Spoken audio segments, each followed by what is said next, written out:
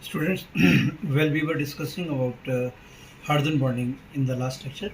So, as far as hydrogen bonding is concerned, तो hydrogen bonding के लिए हमारे पास सबसे जो इम्पोर्टेंट कंडीशन है कि एक तो हाइड्रोजन होने बहुत ज़रूरी है मॉलिक्यूल में, और साथ में उसके जो एक एलिमेंट लगा होना चाहिए, that should be highly electronegative element. तो जो पीरियोडिक टेबल में है वो सबसे ज़्यादा जो हाईली इलेक्ट्रोनेगेटिव एलिमेंट है वो है फ्लोरीन। ठीक है ना। फ्लोरीन के बाद नंबर आता है ऑक्सीजन का, फिर आता है नंबर नाइट्रोजन का। फ्लोरीन की इलेक्ट्रोनेगेटिविटी जो होती है वो होती है 4.5 और 4.0, ये 3.5 और ये 3.0, ये इलेक्ट्रोनेगेटिविटी है। तो आपको एक बात बता दूं मैं कि सिर्फ यही 3 एलिमेंट्स हैं पीरियोडिक टेबल में जिनके साथ अगर हाइड्रोजन लगी हो तो हाइड्रोजन बॉन्डिंग पॉसिबल है। बाकी कोई भी एलिमेंट ऐसा नहीं है जो जिसके साथ हाइड्रोजन लगी हो। पोलर हो सकता है वो, ठीक है ना, लेकिन वो ज़रूरी नहीं है कि वो हाइड्रोजन बॉन्डिंग बनाए। जैसे मैं आपको एग्जांपल देता हूँ, HCl। अब no doubt chlorine is more electronegative than hydrogen, तो chlorine is slightly negative charge and this is slightly positive charge. अब ये भी HCl है यहाँ पर। तो अगर आप इस तरह से बात करें तो यहाँ पे इसके ऊपर डेल्टा पॉजिटिव और इसके ऊपर डेल्टा नेगेटिव। अब ये HF, ये HF, ठीक है। अब यहाँ नेगेटिव, यहाँ पॉजिटिव, यहाँ नेगेटिव, ये पॉजिटिव। अब लग तो ये रहा कि एक जैसा ही है दोनों मॉलिक्यूल्स में, यहाँ नेगेटिव, यहाँ पॉजिटिव, यहाँ नेगेटिव, यहाँ पॉजिटिव। यहाँ हाइड्रोजन बॉन्डिंग है लेकिन यहाँ हाइड्रोजन बॉन्डिंग पॉसिबल नहीं है। उसका रीज़न बहुत सिंपल है। आपको एक चीज़ बता दूँ मैं, देखो सिंपल सी रिप्रेजेंटेशन, ये डबल डेल्टा पॉजिटिव कर दिया, डबल डेल्टा नेगेटिव कर दिया। क्योंकि क्लोरीन का साइज होता है बड़ा तो उसका न्यूक्लियस होता है बहुत ही अंदर इन कंपैरिजन टू फ्लोरीन जिसका साइज है छोटा। छोटा साइज होने से उसका न्यूक्लियस की जो फोर्स ऑफ अट्रैक्शन है वो स्ट्रांग होगी इन कंपैरिजन टू क्लोरीन। कहाँ के लिए स्ट्रांग होगी? वो जो इलेक्ट्रॉन पेयर हाइड्रोजन और फ्लोरीन के बीच में या हाइड्रोजन और क्लोरीन के बीच में जो शेयर हो रहा है। अब इसका साइज छोटा, nuclear force of attraction strong, तो ये इलेक्ट्रॉन डेंसिटी शिफ्ट कर जाएगी इस तरह से, ठीक है। लेकिन यहाँ पर क्लोरीन का साइज है बड़ा, न्यूक्लियस दूर है, तो वो उतना ज़्यादा इसको अपनी तरफ को शिफ्ट नहीं कर पाएगी, जिसके ऊपर थोड़ा सा शिफ्टिंग की वजह से थोड़ा सा नेगेटिव चार्ज, थोड़ा सा पॉजिटिव चार्ज। लेकिन यहाँ ज़्यादा शिफ्टिंग हो रही है तो पॉजिटिव चार्ज का मैग्नीट्यूड भी ज़्यादा और नेगेटिव चार्ज का भी मैग्नीट्यूड ज़्यादा, जिसकी वजह से अब ये हमारे पास जो है वो हाइड्रोजन बॉन्डिंग दूसरे मॉलिक्यूल के साथ इस तरह से ये बन सकती है। लेकिन यहाँ क्योंकि चार्ज इतना नहीं है, देखो आपको सीधी सी बात बताऊँ, एक मैग्नेट है, एक ये भी मैग्नेट है। अब इसमें भी NS और ये भी है, north pole and south pole, north pole and south pole. एक मैग्नेट ऐसा होता है कि दूर से रखी हुई जो कील है या कोई पिन है उसको अट्रैक्ट कर लेता है, ठीक है ना। एक ऐसा है कि अगर पिन को इसके ऊपर रख दो या कील को इसके ऊपर रख दो तो ही अटैच होएगा इस मैग्नेट के साथ, अदरवाइज ये इसमें इतनी कैपेसिटी नहीं, वो खींच पाएगा। अगर आप वैसे बोला जाए तो कील इसके ऊपर भी अटैच हो रही है, कील इसके ऊपर भी अटैच हो रही है, अट्रैक्ट इसमें भी हो रही है, अट्रैक्ट इसमें भी हो रही है। ये भी मैग्नेट है, ये भी मैग्नेट है, लेकिन फ़र्क किस में है? मैग्नेटिक पावर में, मैग्नेटिक स्ट्रेंथ में। अब इसकी स्ट्रेंथ ज़्यादा है तो ये दूर से खींच रहा है, इसमें कम है तो ये जब रख रहे हो इसके ऊपर तभी इसके साथ अट्रैक्शन हो रही है आयरन पीस की, अदरवाइज नहीं हो पा रही है। बट कहने को दोनों का नाम क्या है? मैग्नेट। दोनों का नाम क्या है? Polar molecule. लेकिन पोलर मॉलिक्यूल हैं दोनों, लेकिन नेगेटिव चार्ज और जो पॉजिटिव चार्ज है उसका जो मैग्नीट्यूड है वो HF में ज़्यादा है, HCl में कम है।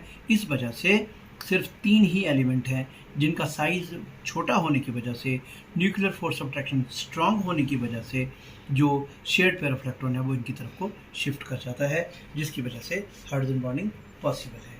जहाँ तक रही बात हमारे पास इसकी strength of the hydrogen bonding का सवाल है, तो मैं और कंडीशंस और स्ट्रेंथ की बात है।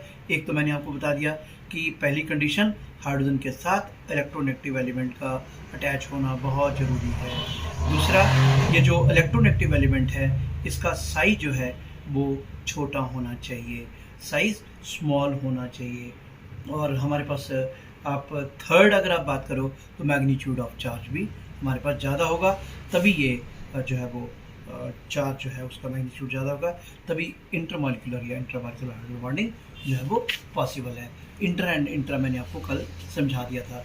जहाँ तक इस हाइड्रोजन बॉन्डिंग का इफेक्ट का सवाल है बच्चों, तो सबसे पहली बात है इसका इफेक्ट जो क्या करता है, एसोसिएशन। एसोसिएशन का मतलब इकट्ठा करना।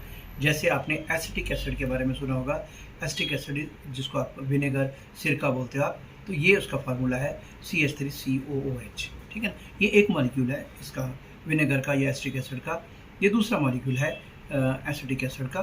तो ये इस तरह से हम इसको बनाते हैं, ये इस तरह से डबल बॉन्ड O।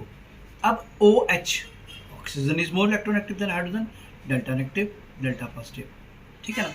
और यहाँ पे हमारे पास जो है इसका जो है वो हमारे पास ऑक्सीजन डेल्टा नेगेटिव नेचुरली इसके ऊपर आएगा, क्यों कार्बन के ऊपर भी इस तरह से है। तो इसके और इसके बीच में, इसके और इसके बीच में क्या होगी, इंटरमॉलिक्यूलर हाइड्रोजन बॉन्डिंग।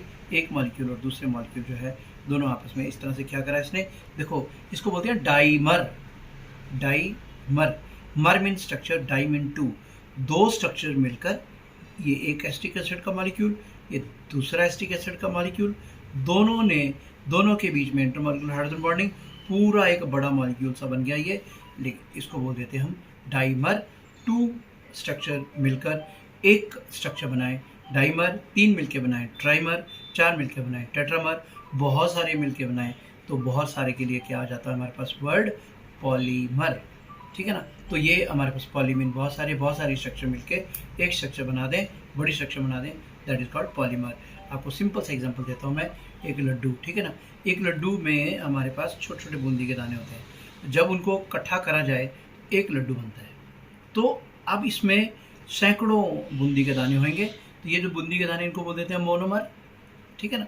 और ये बहुत सारी बूंदी के दाने इकट्ठे होकर एक लड्डू बना रहे हैं, तो ये एक स्ट्रक्चर बन रही है, एक लड्डू बन रहा है, लेकिन बूंदी के दाने इसमें बहुत सारे हैं, तो दिस इज पॉलीमर, इसको पॉलीमर कह देते हैं। तो यहाँ पे दो बन रहे हैं, इट इज डाइमर। तो ये होगी एसोसिएशन, इकट्ठे हो गए दो मॉलिक्यूल्स, ठीक है ना। Number 2, high melting point and boiling point, of course higher melting point and boiling point, तो ये तो होना ही है, क्योंकि जब आपके पास आपने मेल्टिंग पॉइंट की बात कर रहे हो तो सॉलिड से लिक्विड में, और जब बॉइलिंग पॉइंट करोगे तो लिक्विड से गैसियस स्टेट में। तो अब ये जैसे सॉलिड है ना, ठीक है ना, मैंने कल भी आपको बताया था कि लिक्विड है और ये हमारे पास गैसियस स्टेट है, तो इनमें एक ही चीज़ का फ़र्क है, इंटरमॉलिक्यूलर फोर्सेज ऑफ ट्रैक्शन यहाँ स्ट्रॉन्ग है। तो जब आप सॉलिड से लिक्विड में जाना चाहते हो तो इनके बीच में अगर हाइड्रोजन बॉन्डिंग होगी तो एडिशनल एनर्जी हमें लगेगी इस हाइड्रोजन बॉन्डिंग को तोड़ने में, जिससे कि सॉलिड लिक्विड में चेंज हो जाए। अगर यहाँ पर भी हाइड्रोजन बॉन्डिंग है तो लिक्विड से गैसियस स्टेट में जाओगे, तो जो नॉर्मल लिक्विड है उसके कंपैरिजन में जिनमें हाइड्रोजन बॉन्डिंग है एक एक्स्ट्रा फोर्स है, तो उसमें एडिशनल फोर्स ऑफ ट्रैक्शन लगी, तो that result into increase in melting point and boiling point. जहाँ तक रही बात बेटे सॉल्युबिलिटी की, तो सॉल्युबिलिटी का जहाँ तक सवाल है, सॉल्युबिलिटी में एक कंसेप्ट होता है बेटे। एक तो पहला कंसेप्ट होता है like dissolves like, like dissolves like. इसका मतलब क्या होता है कि पोलर पोलर में और नॉन पोलर नॉन पोलर में। अब सरसों का तेल पानी में नहीं घुलता है, क्यों? पानी पोलर है और सरसों का तेल नॉन पोलर है, नहीं घुलेगा। हाँ, सरसों का तेल नॉन पोलर सॉल्वेंट जैसे आपका बेंजीन हो गया उसमें घुल जाएगा। अब पोलर पोलर में घुलेगा, तो जैसे अल्कोहल है C2H5OH और ये वाटर HOH, ठीक है ना। अब ये delta negative delta positive delta positive, अब ये डेल्टा पॉजिटिव और डेल्टा नेगेटिव। अब हाइड्रोजन बॉन्डिंग अल्कोहल के मॉलिक्यूल के बीच में है, तो हाइड्रोजन बॉन्डिंग वाटर मॉलिक्यूल के बीच में भी है। तो जब इन दोनों को आप मिक्स करोगे तो there will be origination of hydrogen bonding between alcohol and water. तो इसका हमारे पास ये हुआ कि इसमें हमारे पास क्या होगी, सॉल्युबिलिटी इंक्रीज हो जाएगी अगर उन दोनों के बीच में हाइड्रोजन बॉन्डिंग, प्योर सब्सटेंस में भी हाइड्रोजन बॉन्डिंग है और सोल्यूशन में भी हाइड्रोजन बॉन्डिंग है, तो वहाँ पे हमारे पास सॉल्युबिलिटी इंक्रीज करेगी। लेकिन एक बात पक्का है बेटे कि जो हाइड्रोजन बॉन्डिंग नहीं बना पाते, ठीक है ना, चाहे वो पोलर भी हो, आपने पढ़ा है ये +2 में अल्काइल हैलाइड्स है ना, ये अल्काइल ग्रुप और ये हैलाइड ग्रुप हेलोजन, ये डेल्टा नेगेटिव डेल्टा पॉजिटिव, और यहाँ पे हमारे पास पानी। अब ये दोनों पोलर हैं, लेकिन पोलैरिटी होने के बावजूद भी alkyl halides are not soluble in water. वजह, क्योंकि water system is more stable then alkyl halide water system, मतलब अगर अल्काइल हैलाइड को पानी में डालें, इनके बीच में जो फोर्स ऑफ अट्रैक्शन रिजिस्ट्रेट नहीं हो रही है, तो अगर फोर्स ऑफ अट्रैक्शन कम है तो देखो आपकी फ्रेंडशिप कब होगी, कब होती है एक दूसरे के साथ, फ्रेंड्स कब बनते हो आप? तो फ्रेंड्स में हमेशा क्या होता है कि आपस में एक बॉन्डिंग होती है, एक फोर्स ऑफ अट्रैक्शन होती है आपस में। तो अगर वो फोर्स ऑफ अट्रैक्शन कम होगी, अगर आप में उसमें हेटेड ही है, तो फिर आप में दोस्ती काहे की हुई? तो इनकी दोस्ती इसलिए नहीं हो पाती क्योंकि इनके बीच में फोर्स ऑफ अट्रैक्शन बहुत ही कमज़ोर है। ठीक है, कहने को है ये कि नेगेटिव और पॉजिटिव, लेकिन क्योंकि इतना मैग्नीट्यूड नहीं है कि एक दूसरे को अट्रैक्ट कर पाए, that is why alkyl halides are not soluble in water. हाँ, alcohol is soluble in water because almost जो मैग्नीट्यूड है वो बराबर सा है। तो ये हमारे पास हुई इसकी हाइड्रोजन बॉन्डिंग की सिग्निफिकेंस। साथ में हमारे पास ऑफ कोर्स फिजिकल स्टेट के बारे में बात कर सकते हैं हम। तो जहाँ तक फिजिकल स्टेट का सवाल है, फिजिकल स्टेट होती है सॉलिड, लिक्विड, गैस। तो अगर जो हाइड्रोजन बॉन्डिंग हमारे पास आ गई तो वो सॉलिड, तो जितना हाइड्रोजन बॉन्डिंग स्ट्रांग होगी डेफिनेटली मॉलिक्यूल उतने करीब आएंगे, तो वो क्या हो जाएंगे हमारे पास। अगर वो हाइड्रोजन बॉन्डिंग ज़्यादा है तो लिक्विड के गैस स्टेट के बजाय वो लिक्विड स्टेट में आएंगे, और स्ट्रांग आ गई तो लिक्विड के बजाय वो सॉलिड स्टेट में चेंज हो जाएंगे। अब हम बात करते हैं बेटे, कुछ हमारे पास इफ़ेक्ट्स होते हैं इसमें ऑर्गेनिक केमिस्ट्री में। तो इफ़ेक्ट्स जो है वो केमिकल रिएक्शंस को जो है वो बहुत ही ज़्यादा उनके जो है वो मैकेनिज़्म को जो है वो इफ़ेक्ट करते हैं। जैसे सबसे पहले हमारे पास इंडक्टिव इफ़ेक्ट। इंडक्टिव इफ़ेक्ट, जहाँ तक इंडक्टिव इफ़ेक्ट का सवाल है बेटे, इंड्यूस हो जाना, इंडक्टिव इफ़ेक्ट होना, ये पहली बात तो ये परमानेंट इफ़ेक्ट है, परमानेंट इफ़ेक्ट। ठीक है ना, अभी आपसे बात करेंगे परमानेंट इफ़ेक्ट क्या होता है ये। अच्छा, जो पोलैरिटी है ना मॉलिक्यूल में, वो इंड्यूस होती है due to difference in electron activity between carbon and the element attach to it. अगर इलेक्ट्रॉन एक्टिविटी में डिफरेंस है, अब यहाँ पे दो पॉसिबिलिटीज़ हैं, क्या ये इस तरह से, ठीक है ना, दो पॉसिबिलिटीज़ क्या होगी, ये X is more electron active than carbon, okay, then electron will be withdrawn away from the carbon, इसके ऊपर आ गया positive. Y is less electron active than carbon, इसके ऊपर पॉजिटिव, इसके ऊपर नेगेटिव। ठीक है ना, अब दो हो गया, इधर क्या हुआ, इलेक्ट्रॉन इधर जा रहे हैं, इधर क्या, इलेक्ट्रॉन इधर जा रहे हैं। लेकिन ये पक्का है कि जब तक कार्बन के साथ X लगा है ये पोलर हो गई होगा। जब तक पानी में HOH है, तोड़ोगे नहीं, जब तक इसमें HOH है बॉन्ड, ये पॉजिटिव रहेगा, ये नेगेटिव रहेगा, ये पॉजिटिव रहेगा। तो इसमें परमानेंट पोलैरिटी है, परमानेंट पोलैरिटी इसमें हमारे पास इंड्यूस हो चुकी है। ओके, तो ये हमारे पास इसीलिए उसको बोला जाता है परमानेंट इफेक्ट। क्यों हुआ? क्योंकि कार्बन के साथ जो एलिमेंट अटैच है उसकी इलेक्ट्रॉन नेगेटिविटी जो है वो कार्बन से ज़्यादा है या यहाँ पे कार्बन से कम है, तो उसमें पोलैरिटी हमेशा रहेगी। तो इसकी वजह से इसको हम परमानेंट इफेक्ट बोल देते हैं। ये हमारे पास दो तरह का, दो आपको डायरेक्शन से क्लियर हो रहा है। दो पॉसिबिलिटीज़ हैं, इधर electron will be withdrawn away from carbon और electron will be released towards carbon. तो इसके बेसिस के ऊपर हम बात करते हैं minus I effect. Minus mean electron carbon से दूर जा रहे हैं, ठीक है ना। तो ये इस तरह से CX, ये इस तरह से, और ये डेल्टा नेगेटिव डेल्टा पॉजिटिव, ठीक है। और यहाँ पे X कौन है? X जैसे हमारे पास जितने भी हमारे पास इलेक्ट्रोनेगेटिव एलिमेंट हैं वो सारे के सारे हमारे पास क्या शो करेंगे, माइनस आई इफेक्ट जो हमारे पास शो करेंगे। जैसे हमारे पास आ गया जितनी भी हेलोजन्स हैं, फ्लोरीन, क्लोरीन, ब्रोमीन, आयोडीन, ठीक है ना, ये NO2 हमारे पास, देन हमारे पास आ गया OH ग्रुप आ गया, NH3 ग्रुप आ गया। ये सारे के सारे क्या हैं, इलेक्ट्रॉन को अपनी तरफ विड्रॉ करेंगे away from the carbon. So these group are said to have minus I effect. Then plus I effect. अब प्लस आई इफेक्ट क्या, जो ग्रुप कार्बन को लगा हुआ है, ठीक है ना, तो वो हमारे पास कार्बन की तरफ को इलेक्ट्रोडेंसिटी दे इस तरह से C, और ये मानो Y, ये इलेक्ट्रॉन इधर को दे रहा है, कार्बन की तरफ को दे रहा है। तो इसका मतलब ये हुआ Y is said to have plus I effect. इसको हम क्या बोल देते हैं, इसका प्लस आई इफेक्ट है। तो ये हमारे पास इसमें जो हमारे पास है सबसे ज़्यादा जो प्लस आई इफेक्ट आएगा वो O नेगेटिव में, ठीक है ना। फिर CO negative, then CH3 whole thrice C, then CH3 whole twice CH, then CH3CH2, ठीक है ना, देन CH3, ठीक है। तो ये जिसके साथ भी लगेंगे ग्रुप उनको इलेक्ट्रॉन डेंसिटी सप्लाई करेंगे। जब जब ये लगेंगे इसके साथ अटैच होंगे कार्बन के साथ, इलेक्ट्रॉन सप्लाई करेंगे, इलेक्ट्रॉन देंगे, इलेक्ट्रॉन रिलीज करेंगे। जो इलेक्ट्रॉन रिलीज करता है that group is had to have plus effect. जो इलेक्ट्रॉन डेंसिटी को विड्रॉ करता है, दूर लेके जाता है, that group is had to have minus I effect.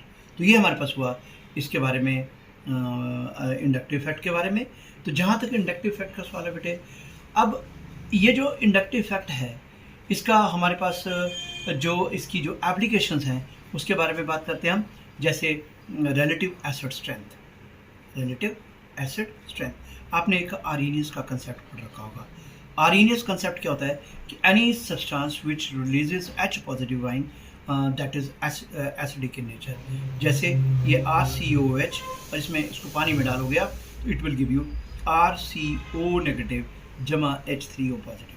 Okay, अब ये H3O पॉजिटिव कैसे बना?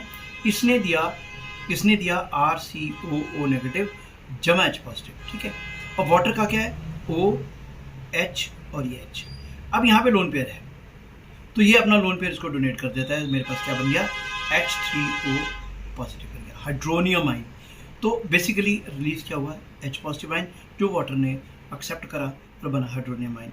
सो any substance which releases proton और which form hydronium ion in water that is called acid in nature. अब जितना H पॉजिटिव ज़्यादा होगा, जितना H पॉजिटिव आसानी से मिलेगा, वो सब्सटेंस उतना ही ज़्यादा एसिडिक होगा। अब देखो जैसे ये इसमें इक्विलिब्रियम अटैच है, इक्विलिब्रियम जो है वो एस्टैब्लिश हो गया है, तो इसका इक्विलिब्रियम कांस्टेंट किसके बराबर? दैट इज इक्वल टू हमेशा प्रोडक्ट डिवाइडेड बाय ये जो स्क्वायर ब्रैकेट होती है that represent molar concentration, number of moles per litre RCOOH।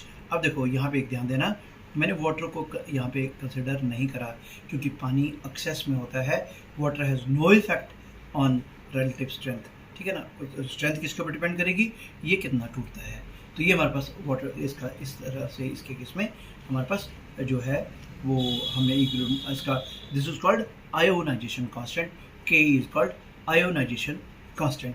अब ये क्लियर है यहाँ पर Ka की value is directly proportional to molar concentration of H3 positive, mean directly proportional to molar concentration of H positive ion. More the value of Ka stronger will be the acid. जितना ज़्यादा होगी Ka की value उतना strong acid ज़्यादा होगा। अब आपको यहाँ पे एग्जांपल देते हैं कि अगर हम ट्राइक्लोरो एसिटिक एसिड देखो H CH3 COOH, it is acetic acid. एक Cl, दूसरा तीसरा COO, ठीक है ना, H।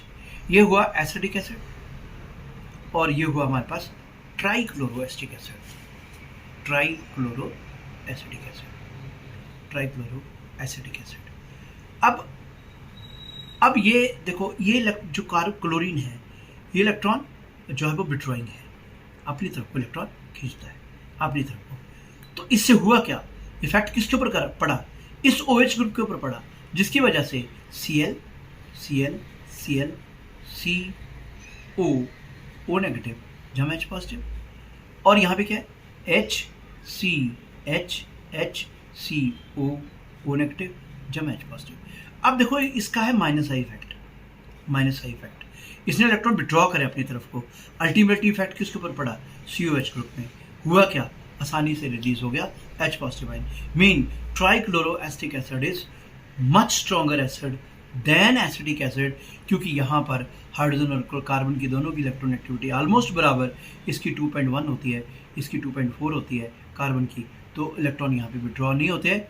वो वेरी माइल्ड, जिसको पोलर आप बोल दो ना के बराबर, लेकिन यहाँ पे तो स्ट्रॉन्ग पोलैरिटी आएगी भैया।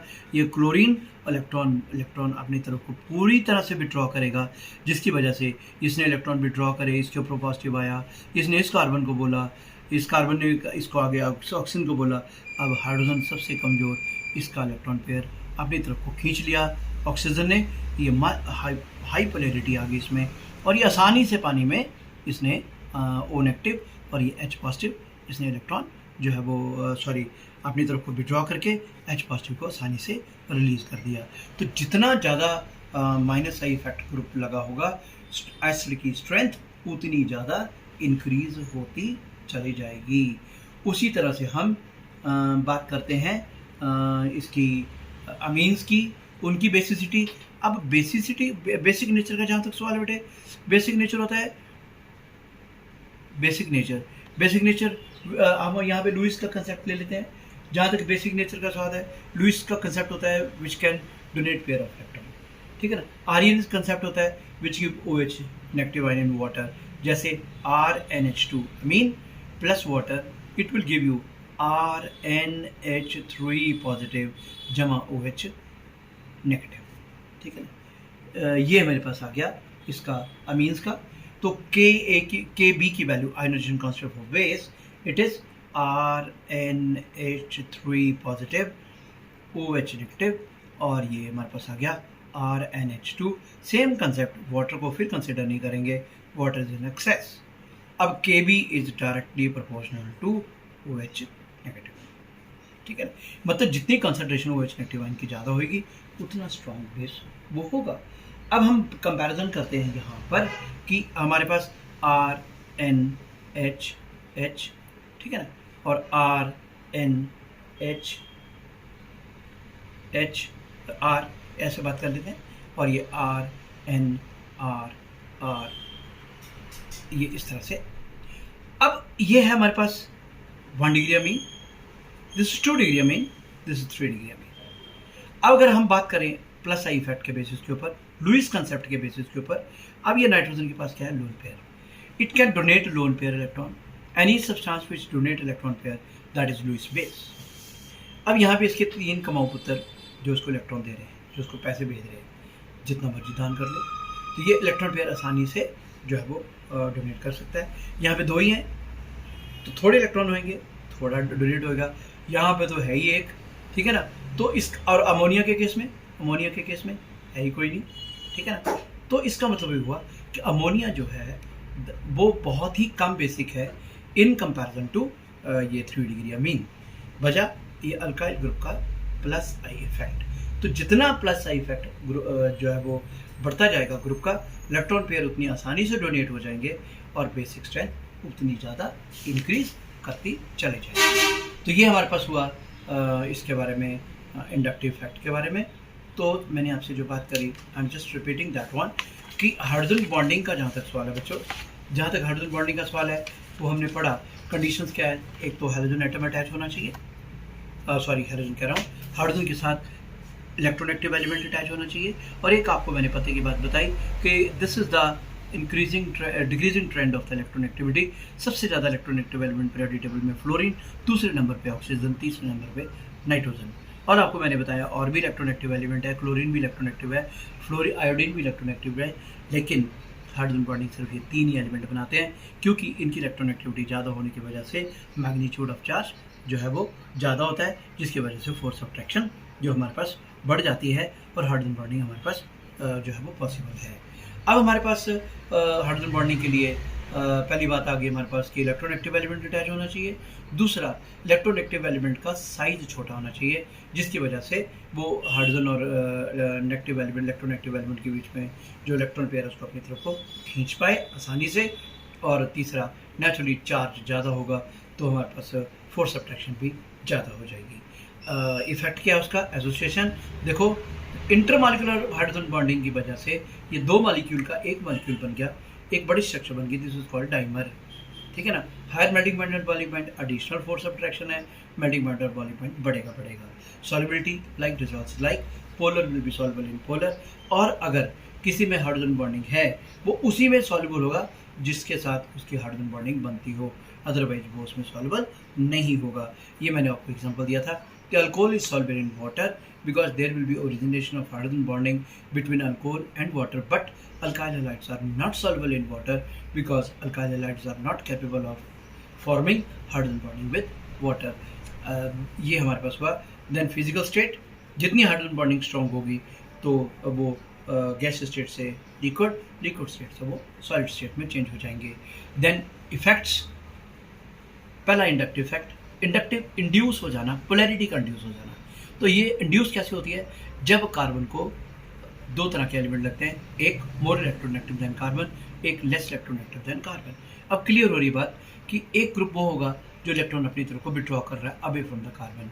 Definitely away from the carbon that group is said to have minus I effect, ठीक है ना। तो ये फ्लोरीन, क्लोरीन, ब्रोमीन, आयोडीन, ये मैंने आपसे जो एग्जांपल लिए, these are having minus I effect, these will withdraw electron density away from the carbon. Then plus I effect जो सप्लाई करेगा। अब सबसे कम जो सप्लाई होती है वो हाइड्रोजन की, उससे ज़्यादा CH3, नेचुरली इसके साथ और ज़्यादा हो जाएगी, ये और ज़्यादा हो जाएगी। इस तरह से जितना हमारे पास इलेक्ट्रॉन सप्लाई ज़्यादा होगी, प्लस आई इफेक्ट की स्ट्रेंथ उतनी बढ़ती जाती है। Relative strength of the acid, इसका इफेक्ट है हमारे पास application of the inductive effect की, वो ये कि एक बात तो क्लियर है, आर्यनस कंसेप्ट के अकॉर्डिंगली जो पानी में H3O पॉजिटिव आयन देता है या जो पानी में प्रोटॉन देता है वो एसिडिक होता है। अब ये हुआ डिसोशिएट करा पानी में इस तरह से, आयोनाइजेशन कांस्टेंट इस तरह से हुई, तो अब definitely K is directly proportional to H3O positive, इसका ionization constant for acid is directly proportional to concentration of the H positive ion in solution. तो डेफिनेटली बेटे अगर हमारे पास ग्रुप अटैच हो, आपको मैं यहाँ क्लियर कर देते मैंने आपको कि ये मैंने लिया आपका एसिटिक एसिड और ये लिया ट्राइक्लोरोएसिटिक एसिड। यहाँ पे हाइड्रोजन की और कार्बन की electron density, electron activity almost बराबर, तो COH बॉन्ड के ऊपर कोई ज़्यादा इफेक्ट नहीं पड़ेगा, आराम से जो है वो जितना दे सकता है H पॉजिटिव दे देगा। लेकिन यहाँ पे 3 क्लोरीन लग गए, तीनों ने इलेक्ट्रॉन डेंसिटी विड्रॉ करी कार्बन से, और अल्टीमेटली इफेक्ट पड़ा यहाँ पर, it can release H positive ion easily, मतलब यहाँ पे H पॉजिटिव आयन की कंसंट्रेशन ज़्यादा होगी तो उतना ही स्ट्रॉन्ग एसिड वो ज़्यादा हो। तो ट्राइक्लोरोएसिटिक एसिड, आपको एक बात बताऊँ मैं और मेडिकल ग्राउंड की वजह से, कि ये जो ट्राइक्लोरोएसिटिक एसिड है TCA,